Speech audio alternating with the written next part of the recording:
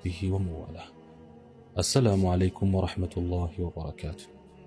رب اشرح لي صدري ويسر لي أمري واحلل عقدة من لساني يفقه قولي. ነቢዩ ዓለይሂ ሰላቱ ወሰላም እንዲህ ብለዋል። አንድ ሰው ወደ ባዳ ወይም እንግዳ ሴት በሚመለከትበት ጊዜ በዓይኖቹ ዝሙትን ይፈጽማል። የጆሮዎች ዝሙት ወሲባዊ ውይይቶችን ማዳመጥ ነው። የምላስ ዝሙት ስለ ወሲብ ማውራት ነው። የእጅ ዝሙት ያን ያልተፈቀደን መንካት ነው። እንዲሁም የእግር ዝሙት ወደ አጅነቢ ሴት መጓዝ ነው። ልብ ዝሙተኝነትን በኃይለኛው ይመኛል። እንዲሁም የወሲብ አካላት ድርጊቱን ያጸድቃሉ ወይም ይቃረናሉ። ቡኻሪና ሙስሊም ዘግበውታል። የአላህ መልእክተኛ ዓለይሂ ሰላቱ ወሰላም ሙእሚኖችን ከትንሹ የዓይን፣ የጆሮ፣ የምላስ፣ የእጅ፣ የእግርና የኸልዋ ወይም ከሴት ጋር መገለል ዚናዎች አስጠንቅቀዋል። ምክንያቱም ዚና ወይም ዝሙት በኢስላም ውስጥ ጸያፍ ድርጊትና መንገድነቱም የከፋ ነውና። ከዚህም የተነሳ ማንኛውም ወደ ዚና የሚመራ መንገድ ሁሉ ሐራም እንደሆነ በግልጽ ታውጇል። በሌላ አነጋገር ኢስላም ዝሙትን ከነ መዳረሻ መንገዶቹ ሐራም አድርጓል። ምክንያቱም መለኮታዊው ትዕዛዝ ዝሙትን አትቅረቡ መንገድነቱም የከፋ ነው ይላልና። ትንሹ ዚና ከትንንሽ ኃጢአቶች መካከል እጅግ አደገኛው ነው። ይህንኑ አስመልክቶ ታላቁ ዓሊም ዓብዱላህ ብን ዓባስ ረዲየላሁ ዐንሁ እንዲህ ብለዋል።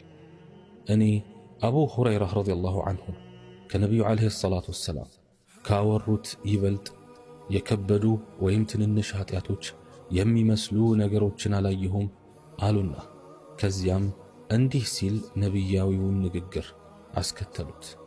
አላህ የአደም ልጆች ላይ ያንን እነርሱ በእርግጠኝነት የሚፈጽሙትን የዝሙት ድርሻቸውን ጽፎላቸዋል። የዓይን ዝሙት እይታ ነው፣ ሐራም ነገሮችን መመልከት።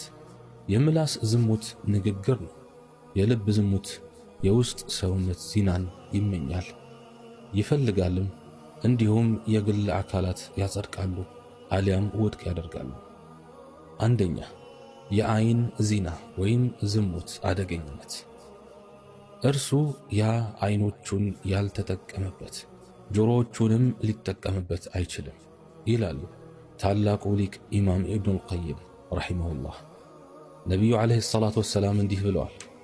በምኞት የተሞላ እይታ የሸይጣን ቀስቶች ወይም ፍላጻዎች የተመረዘ ቀስት ነው። እርሱ ያለ አላህ ሲል የሴትን ውበት ከመመልከት እይታውን ዝቅ የሚያደርግ ሰው አላህ በእርሱ ወይም በሰውየው ልብ ውስጥ እርሱን እስከሚገናኘው ቀን ድረስ ጥፍጥናን ወይም ለዛን ያደርግለታል። እይታን በእይታ ላይ አከታትለህ አትልቀቅ። ዓይኖችህን አከታትለህ አትወርውራቸው። የመጀመሪያዋ ያንተ ናት፣ ሁለተኛዋ ግን ያንተ አይደለችም። ሁለተኛ የምላስ ዚና ወይም ዝሙት አደገኝነት።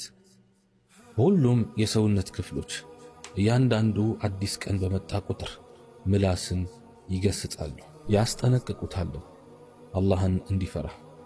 ዕጣ ፋንታቸው የሚወሰነው በምላስ ላይ ተመስርቶ መሆኑን በግልጽ ምላስን አላህን እንዲፈራ ይገስጹታል። ይህንኑ ነቢያችን ዓለይሂ ሰላቱ ወሰላም እንዲህ በማለት ገልጸዋል። በየቀኑ ጠዋት ጠዋት ሁሉም የአካል ክፍሎች አላህን ፍራ፣ ዕጣ ፋንታችን የሚወሰነው በአንተ ሁኔታ ላይ ነውና፣ አንተ ከተስተካከልክ እኛም እንስተካከላለን፣ አንተ ከጠመምክ እኛም እንጠማለን በማለት ምላስን ይገስጻሉ፣ ያስጠነቅቃሉ። ትርሚዚ ይዘግበውታል። ለመንቀሳቀስ እጅግ ቀላሉ የሰው ልጅ አካል ምላስ ነው። ልክ እንደዚሁ ልቅ ከሆነ ብዙ ወለምታ የሚያጋጥመው የሰውነት አካልም ቢኖር ይኸው ቁራሽ ስጋ ወይም ምላስ ነው። ከዚህም የተነሳ ለባለቤቱ እጅጉን ጎጂው ነገርም ምላስ ይሆናል። ወደ ዝሙትም ስንመጣ ብዙውን ጊዜ ዚና በአንዴ ስለማይከሰት በጅማሮና በፍጻሜ መካከል የምላስ አስተዋጽኦ ከፍተኛውን ድርሻ ይዛል። ስለዚህ ከሞላ ጎደል የትልቁን ዚና መንገድ የሚያመቻቸው ምላስ ሆኖ እናገኘዋለን። የምላስ ወለምታና መዘዝ ዝሙት ላይ ይጥላል። ለዚህም ነው መልእክተኛው ዓለይሂ ሰላቱ ወሰላም ምላሱንና ብልቱን ከሐራም ነገር ለሚቆጣጠር ሰው ጀነት ሊገባ ዘንዳ ዋስትናን የሰጡት። ነቢዩ ዓለይሂ ሰላቱ ወሰላም እንዲህ ብለዋል፣ እርሱ ያ በሁለት መንጋጋዎቹ መካከል ያለውን ወይም ምላሱን እና በሁለት ጭኖቹ መካከል ያለውን ወይም ብልቱን ለሚጠብቅ ወይም ለሚቆጣጠር ሰው እኔ ለእርሱ ለጀነት ዋስ እሆነዋለሁ። ሙስሊም ዘግበውታል። በተጨማሪም ነቢዩ ዓለይሂ ሰላቱ ወሰላም ለጀነት ዋስትናን ከሰጧቸው 6 አይነት ሰዎች መካከል አንዱ በሚናገርበት ጊዜ እውነትን የሚናገርና